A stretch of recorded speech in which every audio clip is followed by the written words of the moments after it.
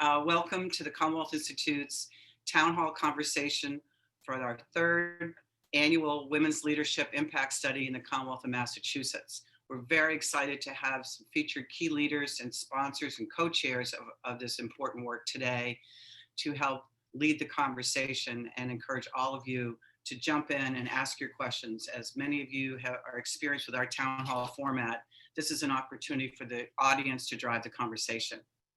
I wanted to first and foremost thank our presenting sponsor, Liberty Mutual Insurance. Liberty Mutual has been with us on this initiative since the first year, 3 years ago, and cannot thank you enough for all your continued support to the Commonwealth Institute. I'd like to also thank all our other very important sponsors for this initiative. And in addition, obviously, to Liberty Mutual Insurance, we have DentaQuest, American Tower, Eastern Bank, Price Waterhouse, Rapid7, and Zipcar. Thank you to all of you. We count on your support throughout the year for a number of our initiatives, and being one of our most important initiatives to study and what we're going to do about it. It's very, very welcome and appreciated. At this time, I'd like to introduce David Long, the CEO of Liberty Mutual Insurance, our presenting sponsor. He was not able to be here in person this morning, but he was kind enough to record a message that we'd like to share with you now. So I'm going to turn over to Lizzie. Liberty Mutual is proud to be a presenting sponsor of the annual Women's Leadership Development in Massachusetts Impact Study, and to continue to support the great work of TCI. I'm sorry I couldn't join you today, but I'm pleased that our Global Diversity, Equity and Inclusion Officer, Dawn Fraser-Bonnet, will be part of this discussion, sharing high-level, insightful, and important results from this year's study. I'm greatly encouraged by the work this group does to identify best practices and strategies to create equitable business structures and environments. It allows all of us to learn from each other and to improve. So thanks to each of you for your efforts, particularly this year. As you'll discuss today, our journey's far from over. We'll need to accelerate our efforts to drive gender diversity in the workplace through 2021 and beyond. Yet I know that together, under TCI's leadership, we'll continue to attract, retain, and advance women in leadership positions, making our businesses better and our communities stronger. Thank you once again for your commitment to this critical issue, and I wish happy, healthy holidays to you, your families, and your loved ones. Thank you very much, David.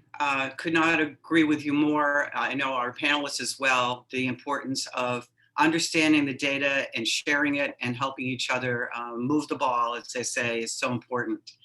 I'd also now like to just quickly thank all of our survey partners, our study partners for this year's annual survey. We have a lot, as you can see from this screen. And thanks to Jay Ash at the Mass Competitive Partnership, he was instrumental in helping us more than double the number of study partners to join in, and their role as a partner is to, and has been, to encourage participation and endorse this important work throughout their respective memberships. So thank you to all of you. I also want to do a special call out to ResearchScape, who is our research partner. They conduct the confidential survey, and they also do initial analysis and results summaries. We also have the Castle Group, who for the third year in a row has been our PR partner, and Sandy Lish and her team have just been terrific, helping us get out the word, and you'll hear more and more about the results as we get into early January. And last but certainly not least, the Boston Globe, Linda Henry's team, they signed on as our media partner and have been very kind to push a number of ads out in the Globe, as well as we're working on some editorial post-holiday. So thank you to all of you. Cannot thank you enough. At this time, I'd like to refer to what I'm supposed to talk about, which is to introduce the 4 leaders that we'll be featuring today. And I'll start with what I'm looking at, which is Dawn Fraser-Bonnet, who is the Senior Vice President of Talent, no, excuse me, I gotta get this right because your title is so amazing. The Senior Vice President and Global leader for diversity and inclusion. As David mentioned, Dawn is here today with us. Dawn has been a big supporter of TCI from the get-go, and thank you so much for being here today. Corey Thomas, who is the CEO of Rapid7. Thank you, Corey, for being here and all your support as well. Joanne Hilferty, the CEO of Morgan Memorial Goodwill and the first woman chair of AIM. And with Joanne's help, AIM not only became a study partner, but really did a yeoman effort to get the word out. So thank you. And certainly, I guess, Tracy, you're up there. I'm sorry. This Hollywood Square thing sometimes gets a little crazy. Tracy Zen, the CEO of Zipcar. And thank you, Tracy, as well. And I do want to also point out that both Tracy and Joanne are top 100 winners for the Commonwealth Institute. So cheers to both of you as well. So now what I'd like to do is just quickly share with you as a framework for the conversation, just a couple of data points to kind of set the stage for the conversation that we'll be having today. Here we go. So this year, while companies that report that they have reported goals and that they're focused and there's a priority around women's leadership and development. But this year, our third year, we saw an unsettling decrease in the amount of dedicated policies, resources, goals, and metrics. So for example, only 37%. I'm going back on. What's that? Sorry. Only 37% of the reporting organizations have women on their executive leadership teams, 37%. And more troubling is only 6% report that they have women of color in their executive teams. Not good, not good. Over the past 3 years, the percent of employers who report having formal goals for the development of women leaders has dropped to 40%. The first 2 years that was hovering around 58, 59%. And only 4 in 10 firms have goals or financially support programs to advance women. So our work is far from over. We really need to rally with each other, as David pointed out earlier in his intro comments. So at this time, I'd like to introduce my fellow moderators. Jay Ash, the CEO of, raise your hand, CEO, everyone, the CEO of Mass Competitive Partnership, along with Ev Murphy. Everyone knows Ev, just like everyone knows Jay, but Ev Murphy is the TCI board member. She's also the co-chair of the Boston Women's Workforce Council and the author and subject matter expert around wage equity. So thank you so much. And Ev is out in Tucson, so it's really early for Ev, so you get an extra special thank you.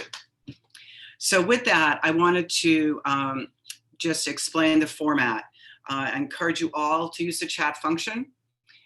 You can send in a question anonymously if you want to. We encourage you to upvote questions that you wanted to ask, and Lizzie and Liz, they're not visible right now, but Lizzie Dunkley and Liz Pacelli on our team, they'll monitor the questions and get things to Jay, Ev, and myself. But there are 3 topics that we really want to at least lead off today, and those are, the urgency around this issue. We have a lot of work to do, as I mentioned, but the numbers are going the wrong direction as it relates to leadership, development, retention, advancement, and particularly in this COVID environment, we have a lot more work to do. And the urgency around this is not and has not been a nice to do initiative or effort. This is a business imperative. So we need to really focus on how urgent this really is. And accountability and sustainability. We got to hold ourselves accountable. It's no longer check it off the box stuff. We got to really make an effort to treat this important work of leadership and development and getting women into executive leadership positions as an important imperative. So with that, if you have questions, go on to the chat. I can multitask, but I can't talk and look at everyone and do the chat thing. So I'm just being painfully honest. But in any case, I wanted to get going with our actual town hall conversation. And I have been elected to start with the first question. So the way we'd like this to work is we have 3 questions.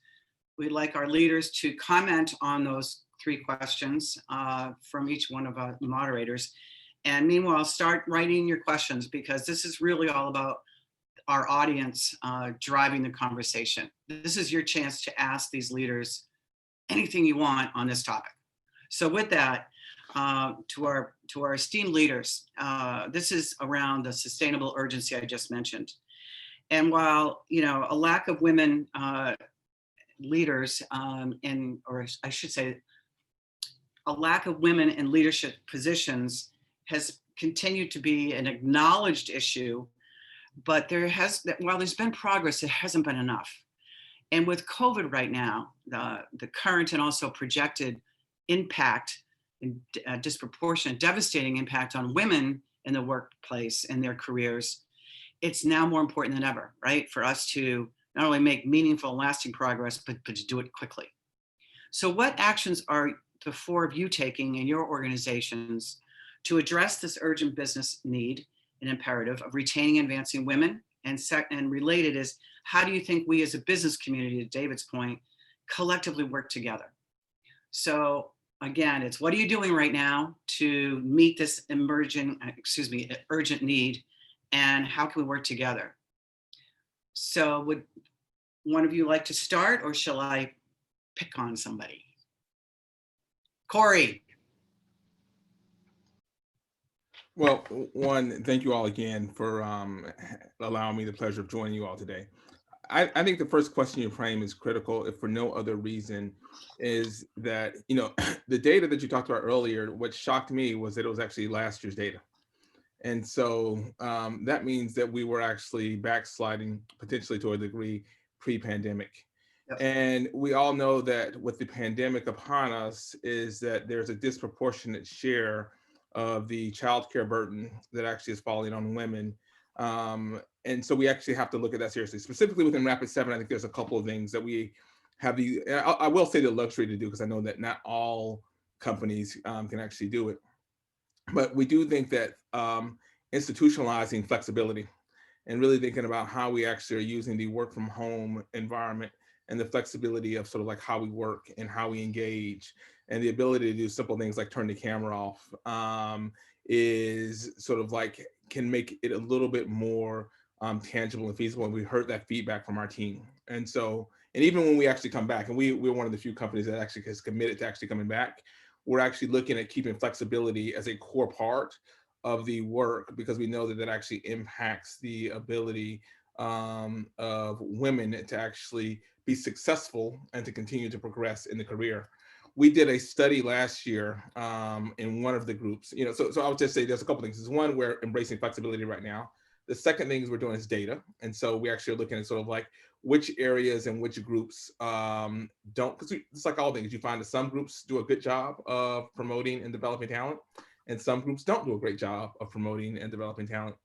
Our chief people officer last year identified one of the groups, which you can imagine, which is sales, which is a high travel group that just did not have the same track record, had great inflow, but did not have the same track record of sustaining. And lots of it, when we did lots of the interviews and research, was really around the flexibility and the rigidness of the schedule. And so I think one of the core things that whenever you actually face something like this is it's not just rules, it's actually changing the culture around that. And so we convened a team to actually look at how do we actually really adjust the culture overall. And so our approach has actually been one of figuring out what sets of things are actually true barriers and which ones are just habits and practice, trying to make structural and cultural adjustments to address that, and then tracking the results over time. And I would say we're not there yet, but what we've shown is that that strategy of data-driven, attention focus, and focus on sustainable change actually bears long-term fruit. And we're taking the same approach in this COVID period and window that we're in. Yeah. And Corey, are you in a position now where you're obviously you're tracking this data? Are you reporting it back out to your company? Or is, Yeah, it's a great question. So this was something that our team set up, and Christine Lucone, our chief people officer, set up 4 or 5 years ago. Is the what we called our 50-50 by 2020 initiative. It's 2020 now, but the goal was that we looked at the data and we said sort of like overall the company, where are we today in terms of people of color and women, and where should we be over time? And we're going to revise the goal at the end of this year. And where are we by level? And again, the message was that this is not an overnight shift. We really want to focus on sort of like the sustainable transition. And the message was, it wasn't quota, it was just tracking and accountability. And that was our focus. And we published that, I believe, at least twice a year, if not 4 times a year, to the entire company. And then for trouble, not trouble, but for areas that are not showing progress, we tend to sort of like focus in on those areas and have discussions about what the root causes are. Again, it's not a recipe for sort of like overnight change, but what it is an approach that has generated sustained change, which to me is the most important thing. Yep, absolutely. So Corey and Elizabeth, I'm trying to think of things that wouldn't just repeat. I'm there in terms of thinking about this very holistically. It isn't one thing that one can do. It's really looking at systems, really looking at behavior, looking at culture, especially if we're talking about long-term sustainability. You don't want it to be knee-jerk reaction and then find that then you have created other issues. I would say one of the things that we've done, in addition to many of the things that Corey was sharing that have been done at Rapid7, is that we've recognized, again, from a behavior perspective, that this change, this shift cannot just be women's work, it has to be everyone. And so we have really leaned in early on, starting in about 2014, our Men as Allies efforts. And it was really important because we looked at the demographics of the organization. And while over 50% of Liberty Mutual, I'm talking specifically in the US, is women, when we start to look up, very much, we see a pyramid like many other companies. And so we knew that we had to engage our men as allies to understand the challenges, the barriers, the opportunities to help us make change. And that prepared us well when the Me Too events started happening, because we had started to have these conversations well before those things started to surface. And as we go forward, we're now recognizing everyone that we are multidimensional. So it isn't just about gender, it's all of the dimensions. And our Men as Allies work has really helped bring more men into the conversation, more leaders who have responsibilities to create the kind of environment that creates the kind of belonging and connection for all people. But since we're really focused here talking about women, that's helping us move forward. And so in addition to looking at data, looking at our systems, thinking about all these things that have to work together, we've also recognized that we need to bring our men in to help be part of the solution. And that's really made a difference, I believe, for Liberty. Absolutely, absolutely. Joanne, would you share with us what's going on with you and your company? Sure. And maybe I'd like to just step back and take a moment to acknowledge the point in time we're in, that this is a 100th anniversary of women's suffrage, at least suffrage, national suffrage for white women, I'll acknowledge, but 100 years. And we, at the end of that 100 years, have a woman who is elected nationally as vice president of this country and is a woman of color. It's a major milestone. And if we look back in Massachusetts, we have to acknowledge Evelyn Murphy, who was the first statewide elected woman in Massachusetts in 1986, I believe, and has been a leader in the fight for women's opportunities and women of color's opportunities since that time. And so I look at this as a long arc. It's not in the last 4 or 5 years, but it's been over many years that we've been trying to make progress. And I feel about a woman elected nationally the same way about the report you just presented. Can it really have taken this long? Are we still really here? And I think we need to acknowledge it's just stunning. And then I look at Evelyn, who has kept up the good fight and the energy for it. And I say, if she can keep going at it, we're going to keep going at this and we're going to get that. So I think that sense that it's been a long time. We've made progress, but we really need to collectively come together and address this. It's, to me, very important. I would like to acknowledge the Commonwealth Institute not only for continuing to raise this issue, but moving out to the business community and really engaging them more this year. Jay, your leadership was tremendous, but other organizations like AIM have really stepped behind this to try and get the information and raise the awareness. And I think that's an important step for us to take. So with that sense of, we got to get this addressed, I'm going to talk a little bit about Goodwill, which actually this year is celebrating its 125th anniversary. We're a nonprofit, but we're a business. We're about $42 million. We're 400 employees, so we don't have the size and scale of some of my colleagues at the table, but we're still a mid-sized business, and the issues you need to be addressed, but sometimes in a slightly different way given size and scale. But I've been at Goodwill a long time, and we've been at this a long time. So our board of 13 is over 60% women and over a third people of color. Our leadership team of 5 is 4 women and 1 man, no one of color at this point. But as we recruit to fill a vacancy, we're hoping to address that. Our leadership team of 19 is half women and 21% people of color. So, and our total employees of 400, about 57% are women and 25% are women of color. So we've really tried to make sure that our leadership from the board on down represents not only our employees, the community, but the people that we serve. And so we have made a lot of progress. It has been intentional. It's taken time.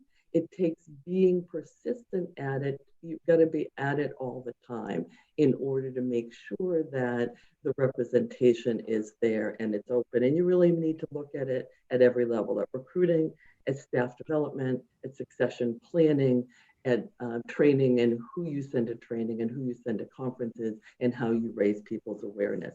But I think it can be done. We're seeing many organizations that have had a significant initiative at AIM for that same purpose, to start making that steady progress. And so I think this should be a call to action for everyone, that it can be done, not overnight, but it takes that consistent, persistent approach to it. Intentional. Yeah, thank you, Joanne. Tracy Zen from Zipcar. We'd love to hear from you about what, I mean, you, like everyone else, we were talking earlier, have pivoted to a whole new program given COVID. What have you been doing in your company pre and now current COVID around this important issue? Yeah, I mean, for those of you that know Zipcar, we are a 24/7 business, and we are also essential. So for us, COVID was, we had to, quickly react to keep the business going.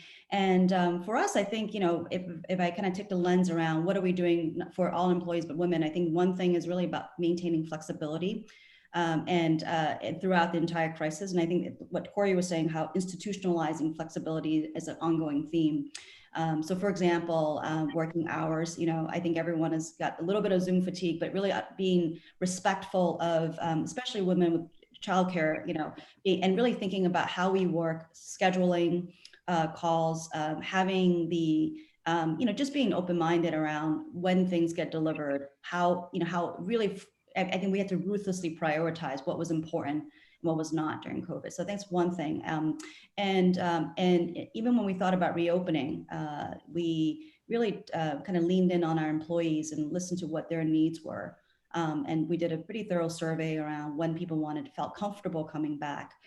And there was a certain population that wanted to come back to the office, didn't feel that working from home was not working for various reasons. So we opened the office as quickly as possible, but safely, putting safety first, and to ensure that we had an environment that was welcoming and safe for our employees. So I think that's one thing. But when I think about your question around, what are we doing to support women in particular, I think the data, not surprising, is the first thing we're doing. It's really, and I think, publishing and making the data transparent, I think, is the first step. And that's the first thing we've been doing, which is sharing more. And this year we're publishing more around our diversity metrics. And I think the biggest leap we're making this year is really around treating the diversity, women as part of that, as a pillar, as part of our broader diversity goals, and making it a business goal.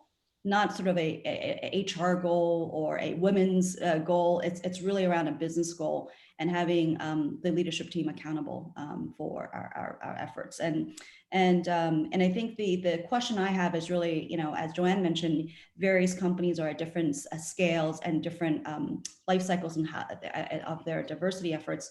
It's really kind of, we formed an ERG a couple of years ago and really leaning in and listening to our employees on what actually works. I think that's the part where, you know, forums like this and having these conversations are extremely important, because best practices are really important for us to learn, because it's really no silver bullet. It's really, how do you make sure that, you know, if you have resources, where do you dedicate them? And I think our first step is really listening to our employees. And especially in times of COVID, I think that's more important than ever. Absolutely. Well said. I'd like to turn the moderator over to Ev Murphy to get into, and I know you will, your question is really going to hit a lot of the questions in the chat about what are we supposed to be doing? What are the areas that we need to really hold ourselves accountable for? What do we really need to do to improve? So Ev, it's my pleasure to turn it over to you. Thank you, Elizabeth. As I listen to this, I mean, I don't want, it's a great overview and it's very impressive what all of you are doing. So I don't want to be repetitive in these questions. But as I think about this, you've laid the groundwork top down. Joanne, your description of how you've reformed and reshaped the leadership team, the face of that, the flexibility core that you've talked about, it's all wonderful. Let me bore down and ask you to bore down into some specifics for a minute and tell us if there was any particular initiative that you've taken to advance women up to the senior leadership that is particularly effective for you and how you measure that. And even more important, I think, for this crowd, because you all have been wildly successful and impressively successful, what hasn't worked? What is it that you have tried and it was worthy of doing, but may not have paid off? And how do you measure the lack of impact that this might have had? So we get down into the metrics. You've all mentioned managing by metrics, and that is so important. So I hope that message goes to all of us who are involved today. But even so, tell us the successes and the failures that you've seen in the pieces of the initiatives within this large umbrella organization that you manage or lead. Anybody want to start, or should I call on somebody? Dawn, why don't you start? I'm happy to, thank you. I know it's through the failures that actually people learn, so I appreciate that you're putting that out there. And I will say, you know, Liberty Mutual has been around for a long time. I only started about 8 years ago. So if David were here, he would say there are some things that we tried that weren't effective. And so I had the opportunity to learn from those things when I came on board so that we didn't have to repeat those mistakes. So what am I talking about? We did put out in the organization at a certain level, what we were calling some, you know, aspirational goals. We were setting some specific numbers that we were trying to achieve. And in some cases we did, but not in the right way. And so that was one of the things I would say, we were not ready. We had not, if you will, toiled the soil. We had not prepared the organization culturally so that we could have what we've talked about as sustainability. So we might meet a number, but it wasn't done with the right intentions. It wasn't done, I would say, in a sustainable way. And so when I came on board, basically we took that out of what was then in our compensation and said, we've got to skill our people so they understand why this is important for the right reasons. We've got to build a pipeline. We've got to do all the things that will actually better equip us for long-term success. And that's the work I've been about, creating that foundation so that we've understood better how we can support our folks so that they can be positioned for success. So I think that has better prepared us for the work we're doing right now. And more recently, we have actually been more transparent in sharing the information with our organization. So I'm happy to say, for the very first time, we will be setting goals and sharing our representation goals with our employees so that they know exactly what we're doing, so they can be held accountable for helping us reach those. And we will be sharing it with the public by the end, before we get out of this year. So we're going to not only hold ourselves accountable internally, but because we're trying to attract talent, and we're also trying to support our community, we feel like we need to share that as well. So everybody can be looking to us to see how we're doing. And Dawn, you mentioned it. So let me just sort of say, you tie this performance to some kind of compensation as well. So we did that in the past, and that's one of the things that we stopped, we changed, but I will tell you that is a conversation that is on the table with our board and with our compensation folks around what would that look like for 2022. So we'll use next year, 2021, to actually work with our leaders to shape something that we think is going to be meaningful, and then we'll roll it out in 2022. That's the plan at this point, but we're all about greater transparency and accountability. I think, Corey, you were talking about that as well. Joanne, I think all of us, that's what's required. So this isn't just something we hope for, but something like every other part of the business, we measure and we hold ourselves accountable to. Super, thank you. Tracy, let me ask you, since you were talking about your reporting, what's worked, what hasn't worked, what have you learned out of the unsuccessful part, so that some of the people who are here don't repeat those mistakes? Well, I think we're just getting started at Zipcar, and we're sort of on this journey as part of our broader diversity. I can speak for sort of previous organizations that I've been in, and I've kind of been part of some of the efforts around. I think what worked really well is it's not just I think forming. I think when we think about the lens of attract, retain, and advance, right? Advance is a key part of organizational development. And oftentimes I've seen women's groups, sort of done on the side. There's someone who's really passionately rallied behind it, but the rest of the organization is not really engaged. What I've seen work is that it's not, you have to make sure that men are part of the conversation.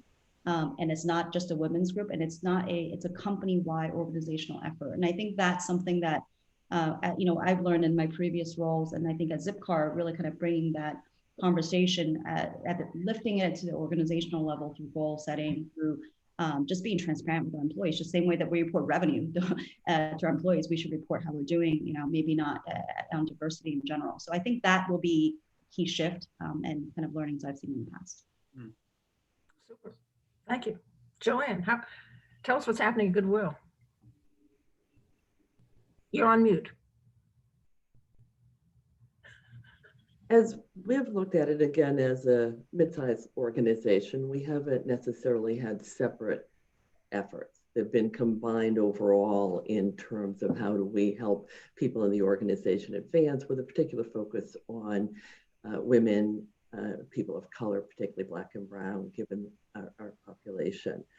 And so we've been really embedded it in our performance review system and our staff development system, and everybody has a performance plan, everyone has a development plan, and then we look at who are the high performers, high potentials, and develop specific plans. I would say one of the areas early on, we created that and said, all right, there are opportunities. Who wants to go to this program, or who's interested in that? And we found people self-selecting based on their own interests or others, but often women didn't step up to those. And we had to really relook at that. It's not, do you want to go? It's, you're a key part of this organization. It's a business imperative that maybe it's a skill you need to learn. And we're going to provide, there are 6 people who need project planning. We're going to provide that. It's business. Or who's going to go to a lot of training. We use outside organizations. We'll send someone to the partnership or Goodwill Industries International. We don't have the scale to develop our own, but who's going to go? We look at it as a business imperative to help someone develop and move up. And then the other piece was really moving from individual to succession planning within the organization. So starting to think of it, again, not as, gee, people are interested in this, but if we're going to have the bench strength to move people up within the organization, what training do they need to have individually or sometimes as a group in our leadership team? So moving it from I'm raising my hand to, this is a business imperative, you need certain skills, you need certain experience, You may need to go to a leadership development program to be on that bench to move up. I think it took us a while, but has been very important in providing the backup we need in the organization and the skills that we need. And Joanne, let me just push a little further. Yep. Anything learned out of what hasn't worked in this scheme of how you've individually sort of charted the way? Mm-hmm. I do think the letting people volunteer for what they were interested in, and some people went to a lot of things, and some people went to none. It took a couple of years to say that's really not going to advance what we have, and that we have to be much more intentional about how we're developing people, and we need to have a plan. Not only to develop them as an individual, but as part of the team, and so that we as an organization were stronger. And sometimes saying to someone, well, if this program doesn't work, we need to find one for you that works, because you're a leader in human resources and we want you to move up, and we'll make the time in your schedule to do that. I think the other piece was not assuming when we could travel back in the lovely days when we could travel, and you were sending someone, for example, to a National Goodwill Conference, not assuming someone couldn't travel, asking, making that as an opportunity. And in some ways, what I found is the one plus in this not traveling environment is more people can participate, because there are more opportunities that are available online that used to require someone to go somewhere. So some of our national conferences are now on Zoom, and as tiring as that could be, more people can participate. Thank you, super. Corey, tell us, out of all the initiatives that you've taken, what hasn't worked? What we've heard your sensibility and performance, but give us some insight into what you've experienced and cautious advice to others that are on the participating. And I'm glad you asked, because I actually think that there's, at least from my perspective, is that we're still learning and evolving, and you learn just as much from the things that haven't worked. I would probably focus on at least 3 areas that haven't worked. There's more. One is, I think data is valuable, but actionable data is more valuable. And so, tracking and measuring is useful, but the question is, who feels a sense of accountability around it? So, one of the areas that we saw progress on initially was, it's easy to hire more junior people into the pipeline, into the funnel. And it actually sort of like has the aggregate level data change and evolve. And so, and it's also easy for certain groups to hide out if certain other groups are overperforming. And so, when we say actionable data, I think one of the things our team did was really take the data down to basically the group, the manager, the executive level, and look at dynamics that were actually happening across. And the only thing I would say is that was not actually just related to gender diversity and racial diversity. It just turns out that sort of like actionable data actually just is really good for managing in general. And so that's been a journey that we're actually on, of which this was a path on it.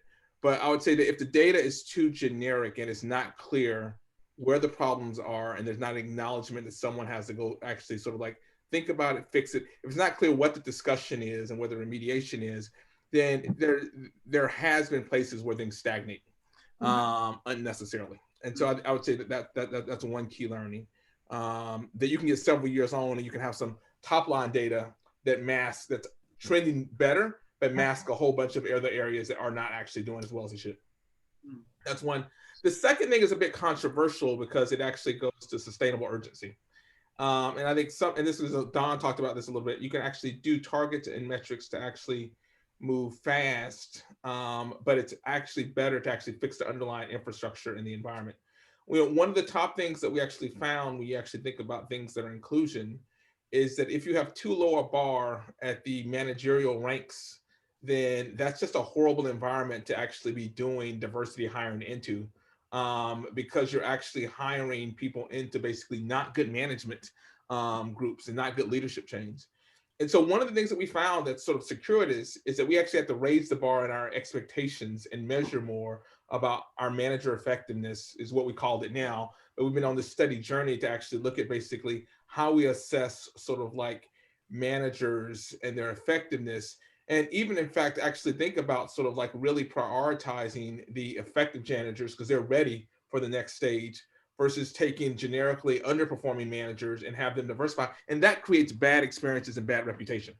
So it's a little bit controversial because it does say the building blocks is good managerial leadership, effectiveness, and excellence as a building block to actually doing really effective inclusion. And so that was one of the learnings is that you have to be really, really targeted there. The last area that I would highlight, some people call, I think it's sponsorship. I think about it more broadly though, as we owe every leader that every leader that actually has potential two things. They bring us their potential, they bring us their commitment, they bring us their energy, but we owe them two things in return. One, consistent, candid feedback that actually helps them develop, that stretches, that actually pushes. And then two, actually stretch opportunities. The way I think about it is leadership development is is not always a fun affair for all the participants, but it's a growth affair, and growth's not always fun.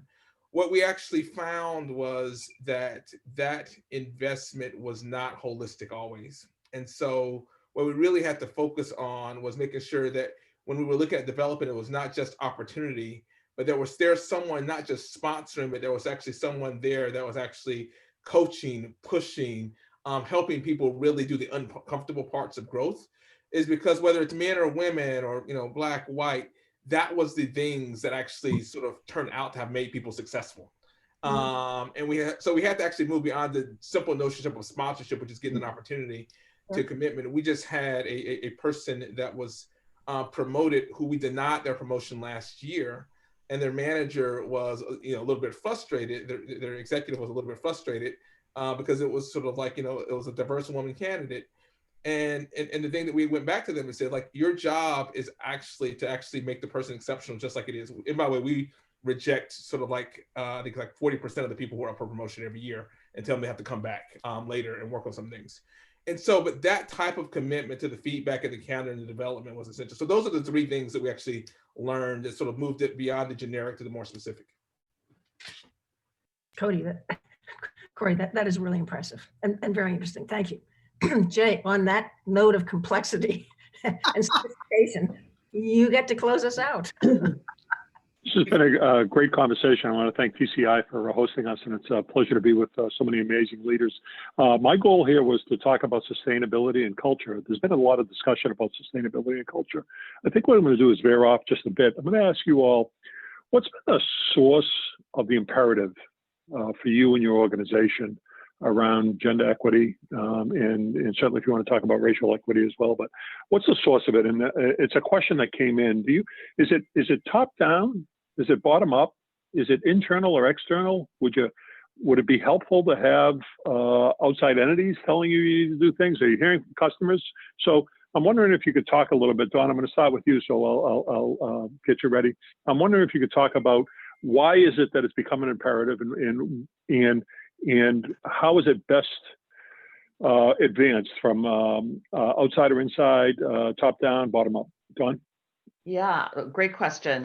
I would say it's a combination. So we were getting pressure, if you will, or influence from lots of places, but I absolutely believe that David is very much a driver of this work. I mean, I'm here at Liberty because of his vision and focus. And I would say, over the last 8 years, he's evolved as well as he's really leaned into this work. One of the things that I so appreciate is that as we were moving forward, I mean, Liberty is a large organization. We recognized that everybody was in a different place around this work. And I basically put forward an opportunity for he and all of his direct reports to take on a D&I advisor, a coach, if you will, someone who could really work with each of them on their own journey, so that in addition to the work that we're doing to address the masses and all the leadership, each of those folks who are responsible for their own functions areas could also address very personally this work. We like to think that this work happens in terms of sort of 4 levels. You have to do the personal work so that you can address the interpersonal work as you do the cultural change work, and then we all focus on the institutional systemic things that have to happen. And so people can be in different places given those quadrants, if you will. David, I think, was really leaning into all 4 And I think that's really made a huge difference. And I think that we've gotten feedback from our board, feedback from our customers, feedback from obviously our employees, the support of our employee resource groups. All of that working together has made it very much a part of the business. The last thing I'd say is that David, in terms of what have we done to make it clear that this is an imperative, is that he's made it very visible. It is not just the thing that we tack in at the very end of a town hall or a meeting. It is a major part of all of our business meetings. And so just November, he brought together, his top 150. A third of the agenda was focused on this work. And I think that people recognize, if David's talking about it, his direct reports are talking about it, this is very clearly part of what I need to be talking about with my organization. I think that's made a big difference. So Tracy and then Joanne. So Tracy, CEO imperative, and in the case of Liberty Mutual, help to advance it. What's been your experience? I think it's a combination of top down and bottoms up. I'm lucky in some ways because Zipcar was founded by 2 women entrepreneurs.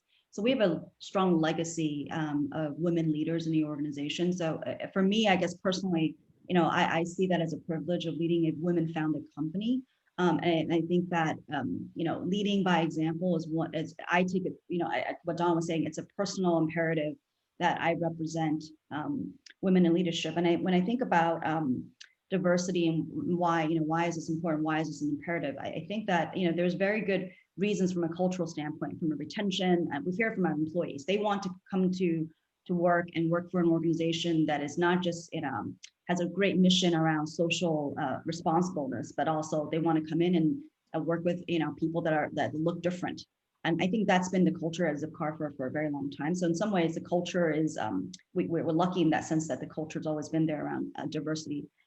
For me, I think, there's tons of studies out there that's, if you take the business lens, that diversity is good for business. It's not just good for culture. It's not just good for organizational. It's good for business. It's good for retention. It's good. So I think that for us, it's from a legacy standpoint as an organization, from a mission standpoint, that imperative is a key part of our organizational culture. The challenge we have is really around the how, and that's kind of where we're on our journey of figuring out, like what are the effective ways that we can continue to drive this change, and making sure that any kind of changes we're making are fixing the system as a whole. If you think about, we are a technology enabled service company. And in tech, I think that's been some of the gaps that we've seen in terms of diversity, particularly in more technical engineering roles. And I think that's not unique to us, but that's certainly an area that we will certainly want to fix and address going forward. So Joanne, Tracy had the benefit of being in a company that was founded by women. I'm wondering, as you've risen to the leadership level you have, whether it's been easy or difficult for you as a woman to talk about the imperative, and is the source of the imperative in your case what you felt internally, or did somebody else empower you to be able to speak up? I would say, those who know me, that I have an ability to speak up, but this has been an evolution over time. As you move to a leadership, I came of age in being the first in so many things, the first deputy commissioner of mental health in New York when I was there, the first president of a company. So of a subsidiary of a larger company, and then moving into other roles. So it has always been something that I have had to address individually, and seen that it was very important that we ally and address that. And as I said earlier, I thought we would be further along by now. So it has been a personal piece, but as I moved to Goodwill, and I have been there quite a while, our mission is helping people with barriers to employment get to work so they can support themselves and their families. People who are poor tend to be women, and they tend to be people of color. And so as that the population was served at Goodwill, it was an even increasing imperative to have the leadership reflect the population that we were working with and the communities that we were serving. So it is a personal drive, but it is also for Goodwill and organizational drive. This is something we've been working at for many years, to move our board to be more diverse. And when I came to Goodwill, there was one woman on the board. I would have thought that change was important, the leadership change was important, and being able to reflect it. So for me at Goodwill, which has been a longer trajectory, it is some personal but part of who we are. I would say in my role at AIM and as a leader at Associated Industries of Massachusetts, again, I was the first woman elected chair of the board in its 100-year history.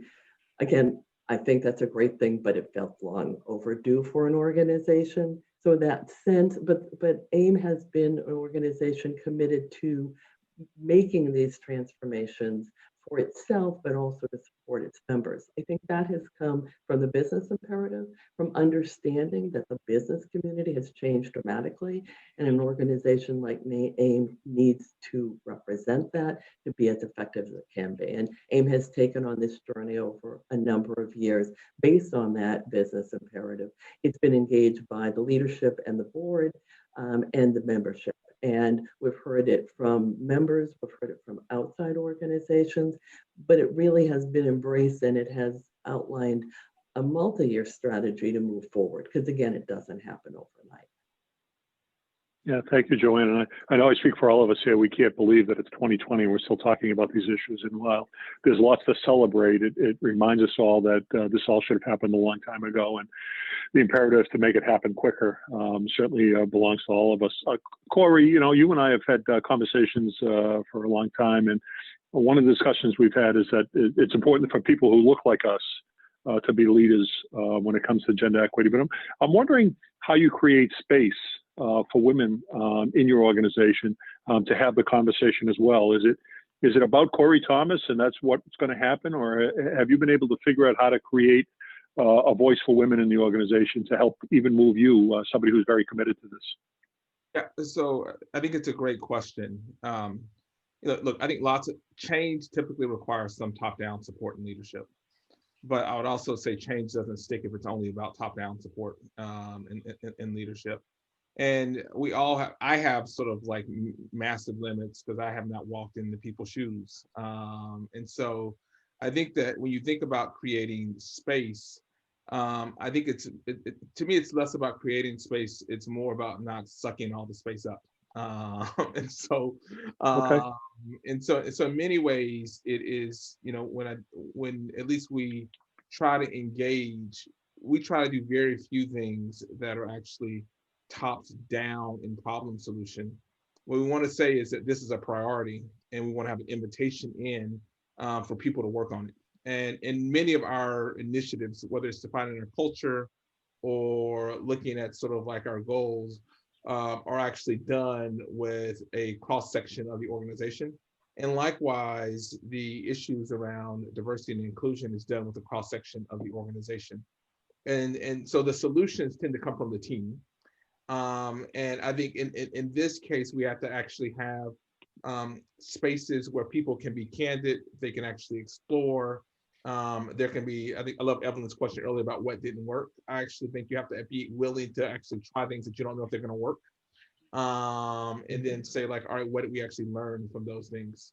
And so I think like many things, I actually think that your question is a good one. I think it's yes, it's about creating space, but it's mostly about the invitation for people to actually sort of go on a change journey together. And I just think it's just recognizing that basically like change is rarely, like everyone talks about it in retrospect is awesome. And for most people going through change, it sucks. And so so you have to recognize that and say, you know what, we're going to do it anyway. And I view my job as saying like, you know what, we're going to do it anyway. We're actually going to get there. Let's figure out how we get there together. Yeah, thank you. Thank you all for the responses. I'm going to turn it back to Elizabeth. Okay, thank you so much, all of you. In these initial questions, many of your answers or responses, I should say, have directly focused on many of the questions that are ongoing in the chat. So I'm very happy that some of these issues are being addressed from the audience. But now is the time for us to switch gears a little bit and capture as many questions as we can from our audience. So I'd like to, as I said, Tracy, excuse me, keep looking at you, Tracy. Lizzie and Liz have been monitoring the questions and so forth, but I'd like to start with one, which is really related to what Corey, you were just talking about. And all of you or some of you can certainly address this, but what do you guys think are the real barriers to progress in promoting and advancing women, all women, into leadership positions? Are there, a couple just real barriers?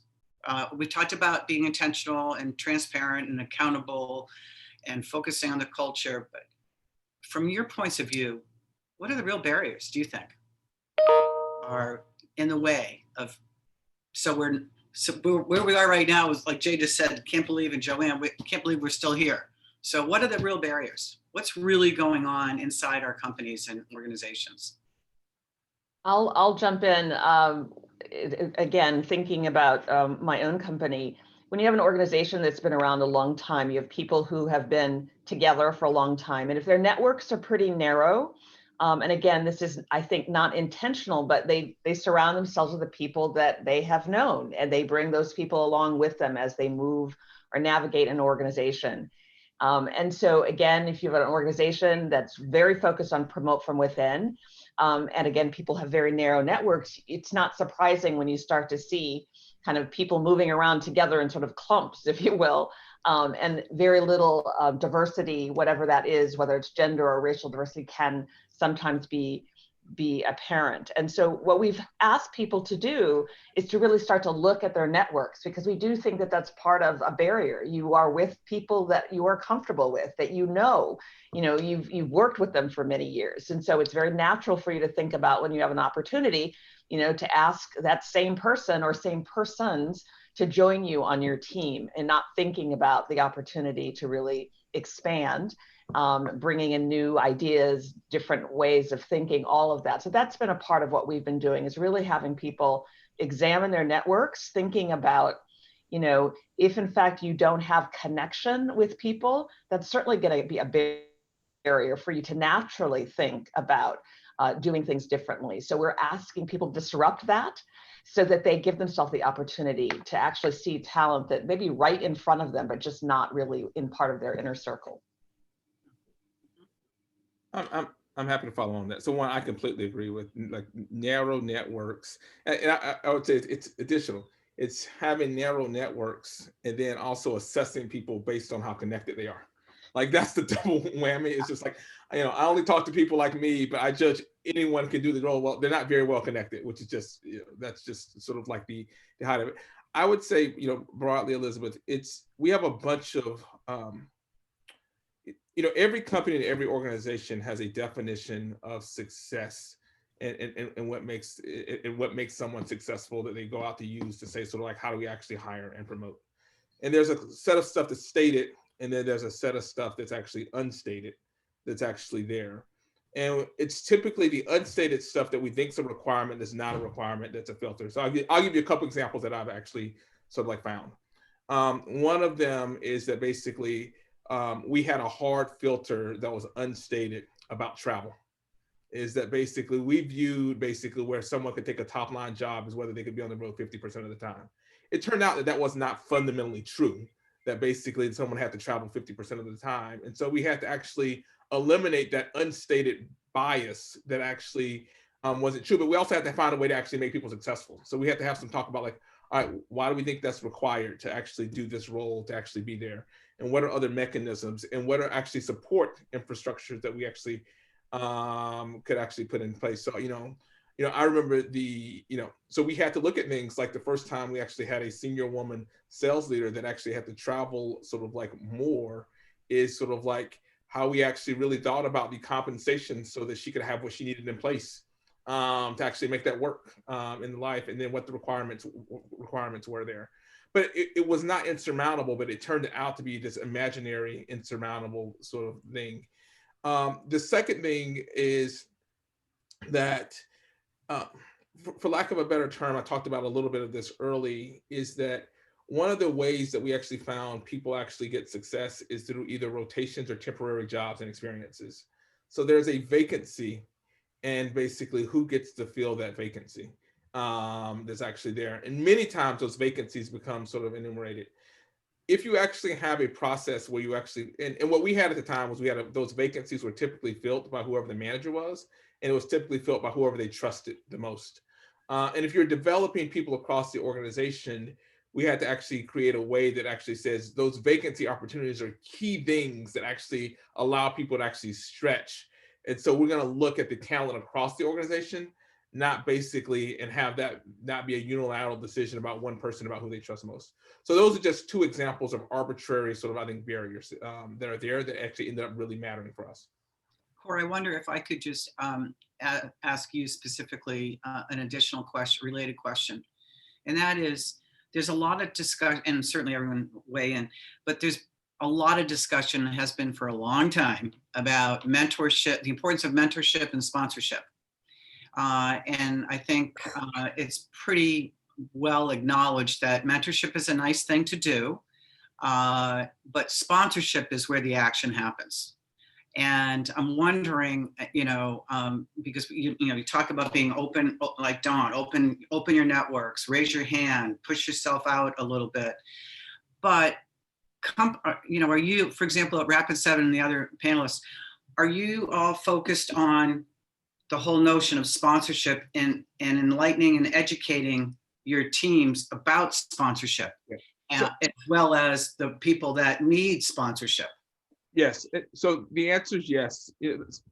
So there's two things to say. Is that one, the answer is yes, and every senior executive has to actually, we cap how many people they can sponsor because you end up watering it down. But like of the 2 or 3 people you can sponsor, one of them has to be a diverse sort of has to be a diverse person, and that is it. Look, it is a discussion. It's not a strict thing. So we may say, listen, you can do 3 or 4, but we want you to rotate someone in over time. But like we actually are focused on sort of like the pipeline. And this is where it takes a little bit of time, but I actually think sponsorship matters. So that's the first thing, is that yes, sponsorship matters, and you have to do that. The second thing is that I have a different definition of sponsorship that's slightly that's actually there. I agree, sponsorship is more important than mentorship. But I think about sponsorship is not just sort of like investing in and actually creating the opportunity space.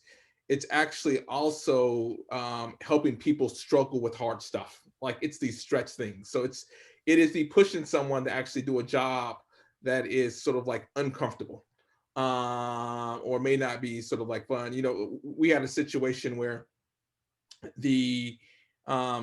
there was a job that was opening up a new office and no one really wanted to go do it. And so one of our leaders said, fine, I'm making up the same time. I'm gonna make like Jeremy go do it. And we had to say, pause and say like, okay, that's great. But like, we know that people that go do this, actually it tends to be a catapult to the career. And so like, you also have XYZ that you're sponsoring. What's that? And we should just have the conversation. That we ended up not doing that. But the point is that sponsorship is also about stretching and pushing, and not just about opportunity creation that's actually there. And we find that that's where we get the most benefit out of it, because it's about helping people sort of like do the growth stuff that's frequently uncomfortable. So do you tie, and I don't want to dominate Corey only, but you're on a roll here. Do you, because you clearly have a real grip on sponsorship, do you tie sponsorship results to any of your KPIs or compensation or incentive comp? We tie it to it's a good question. So we tie it to our leadership assessment of where we assess every leader. So there's 4 different barometers that go, but I would say diversity and inclusion is something that we assess everyone at the executive or VP level and above on. So it's part of the dimensions that we assess everyone else on. We don't tie it to compensation.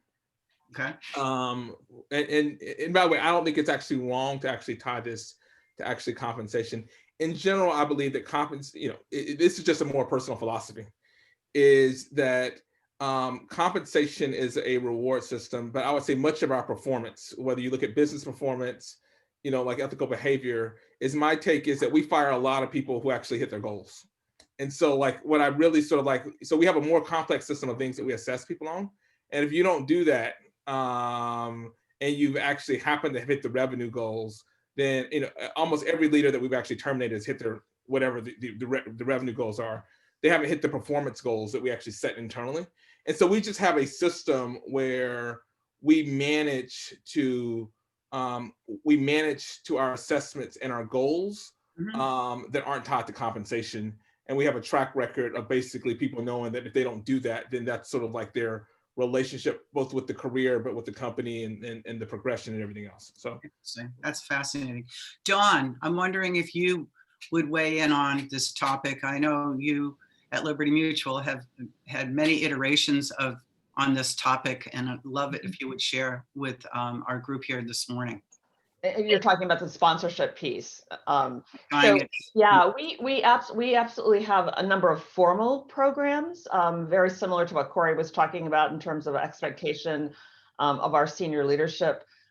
We've tried a couple of different things because we know that not one way is probably the best way. But we've also, again, going back to our Men as Allies work, been talking about how many of our men have been sponsors without really knowing it. They didn't have a label for it, but they were sponsoring their buddies, if you will, indirectly, and really helping them understand that behavior that's been successful with their male employees is the kind of behavior we want to see them demonstrate with women and people of color.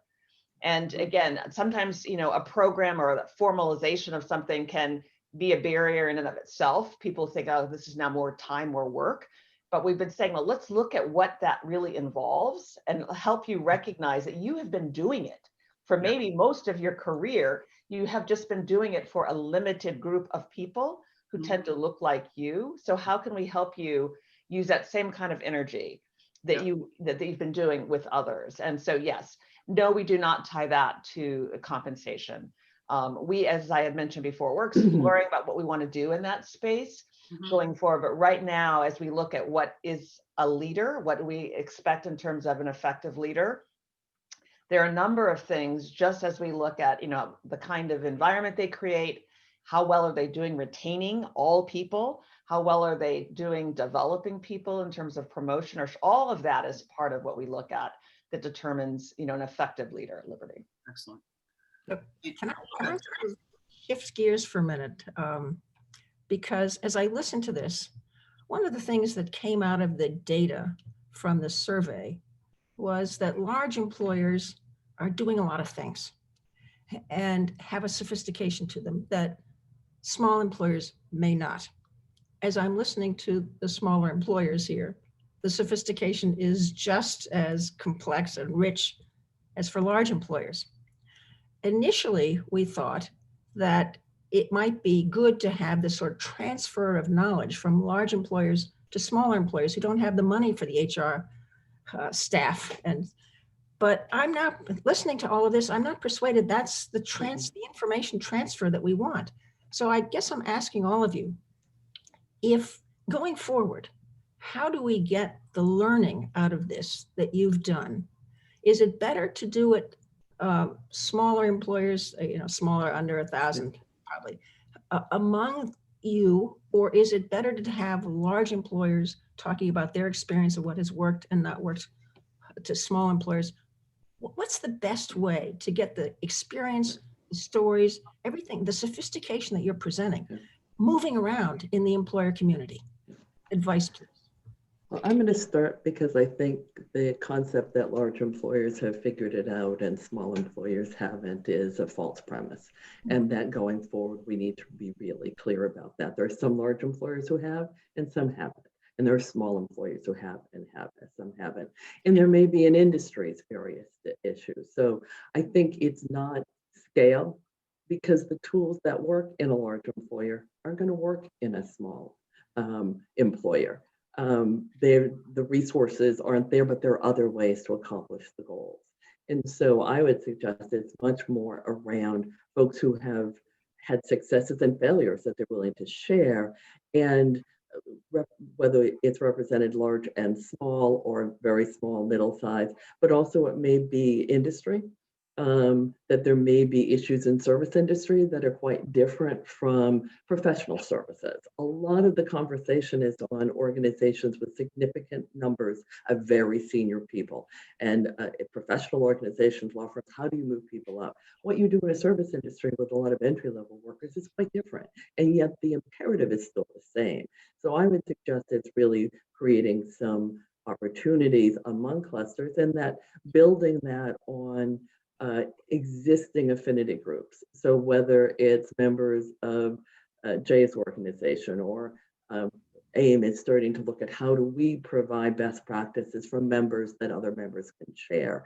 But I think it's understanding that it's different by level and by other variables and letting people select rather than just looking at what has happened at Liberty Mutual, which is phenomenal for a large company. Very little of it's going to translate to a manufacturing organization in Western Mass, for example. Right.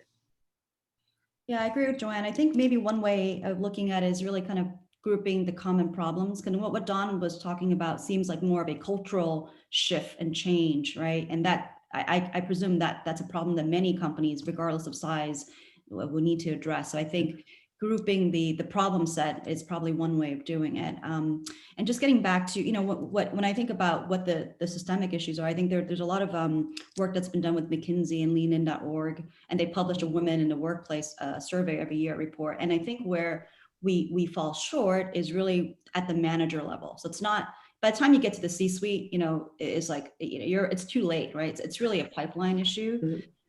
So I think when I think about where the opportunities are, it's really around, entry level to the manager level, and having kind of, experiences myself and really related to what Corey was saying, I've been very lucky personally where I've been pushed to do the hard stuff. Like, and people saying, why don't you take this job in London? It's like, what? It's like, no. So I think that those are the opportunities where you would never, I think women oftentimes say, well, maybe I'm not qualified, or, Bob has more experience than me. And I think that's a natural reaction. So I think the hard stuff is really kind of where, you really help elevate and creating opportunities and being deliberate about that. I think that's hard to do, given that A, there might not be as many of those opportunities that come up, and two, but just being more deliberate about thinking through who may be who may not be ready, but as a manager or as a leader, you're committing to providing the support to get them ready. I think that's kind of the conversations that I think we need to have, and I think that's really about career development and really being strict about having goals and really elevating high potential. Thank you. We're closing in on the end. We have 15 minutes left, and there have been a number of questions, no surprise, about the negative impact of COVID and on the workplace in general, specifically given today's conversation about the negative impact it has been having on women in the workforce. And a number of our attendees today are asking a variety of questions about this topic. Obviously, this is new for everyone and continues to be a challenge. But I think our audience is interested in what some of you are doing in the area of being creative or innovative, taking those measures to make sure that the re-entry, whatever that's going to be, is going to work, and that women, all women, and men obviously, feel supported, and that they are getting not only the support, but also the feeling that it's okay, and we're going to help advance and help you thrive in the company. As we all know, a number of women have left the workforce for a variety of reasons, but more and more women are leaving that are in executive, senior manager level positions because of the COVID pressures and challenges. So again, a lot of people want to know what you guys are all doing, what measures you're taking, any creative approaches, innovative approaches that you're willing to share with the group. And then we'll do a quick close. I'm going to start because I think Elizabeth, it also goes back to your earlier question of what are some of the real barriers? And one of the significant ones that COVID has just cracked wide open is that in America, women are primarily responsible for childcare, and we don't have a robust childcare support system. And we don't talk about it a lot, and it hasn't come up here, but it's a primary factor in challenges for women to advance. And COVID has just laid that open.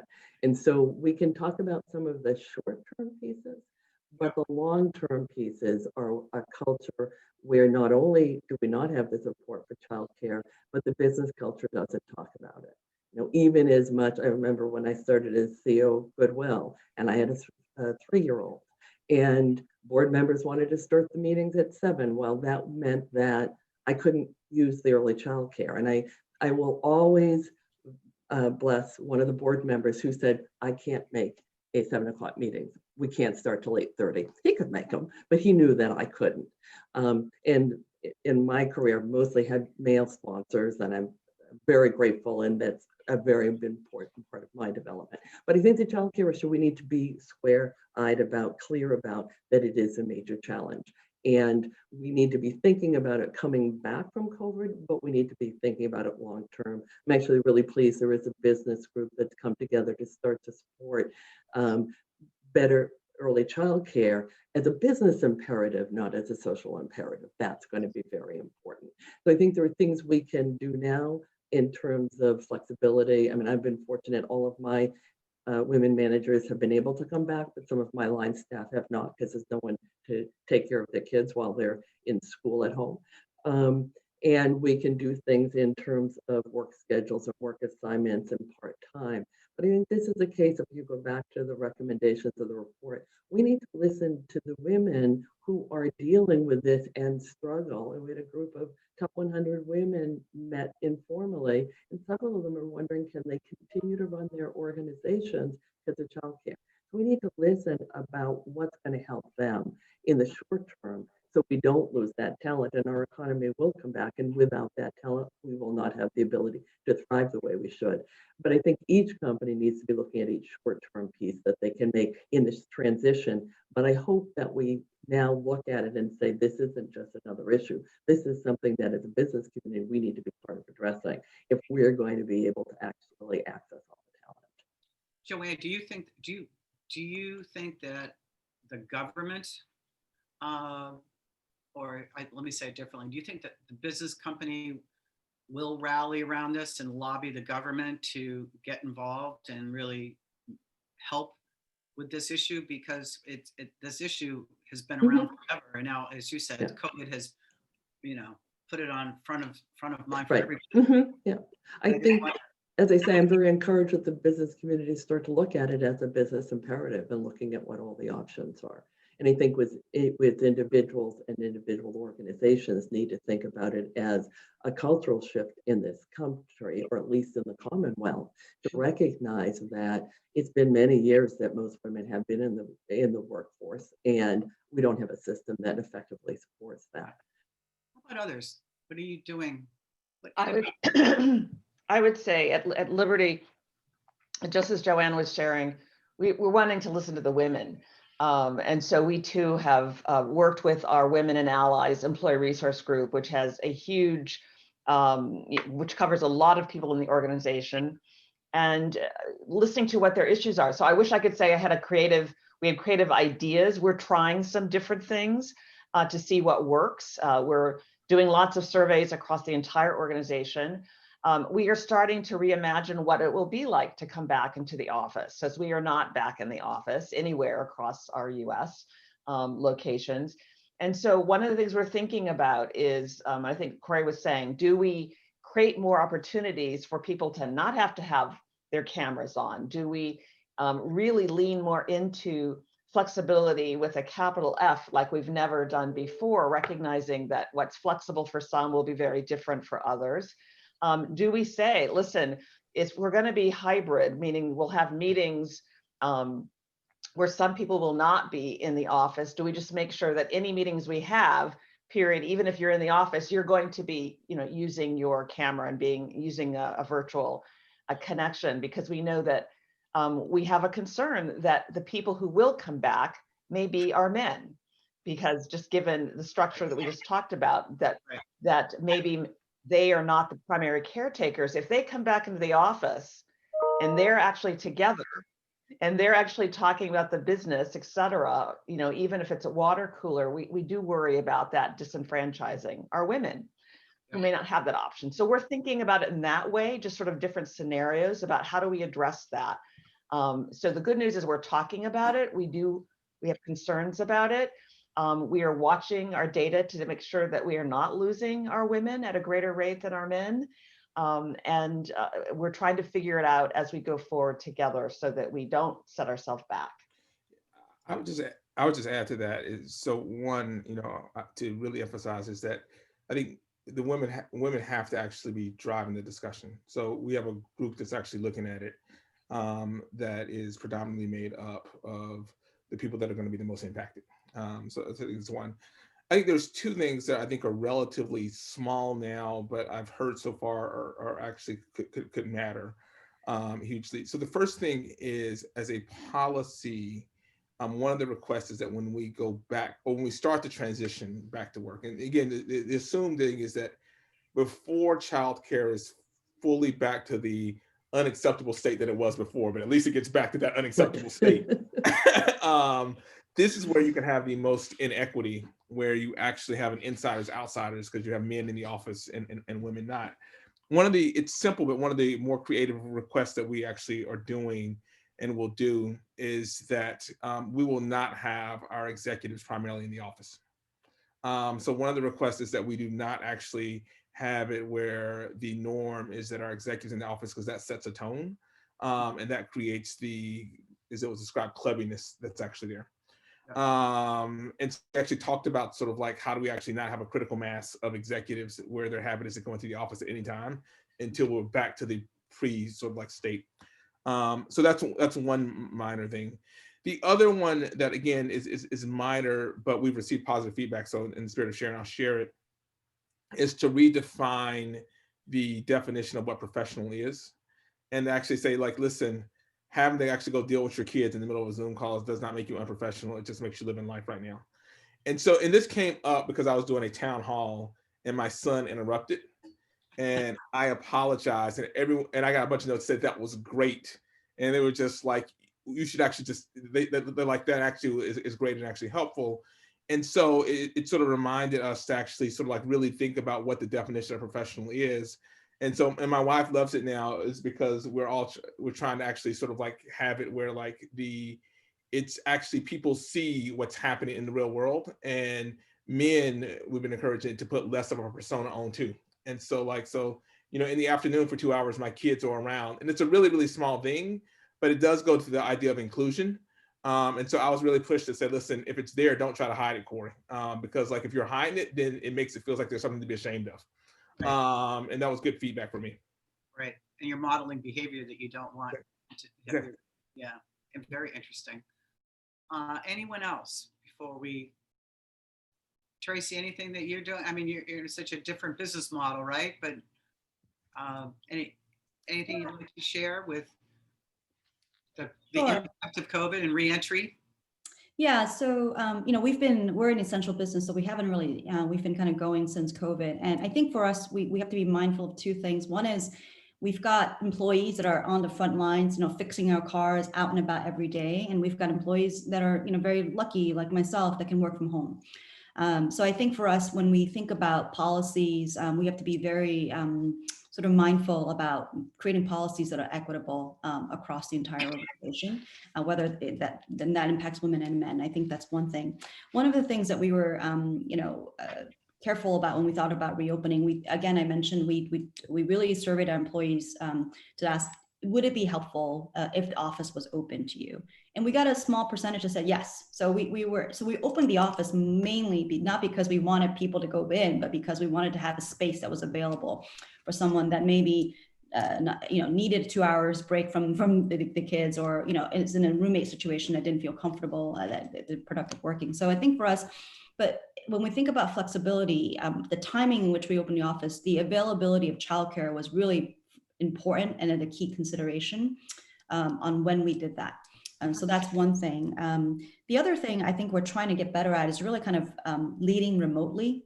We're still this whole Zoom culture and thinking about how do you get better at effectively organizing and working remotely. So I think we're still in the process of figuring that out. What's the right cadence of meetings and so on and so forth. And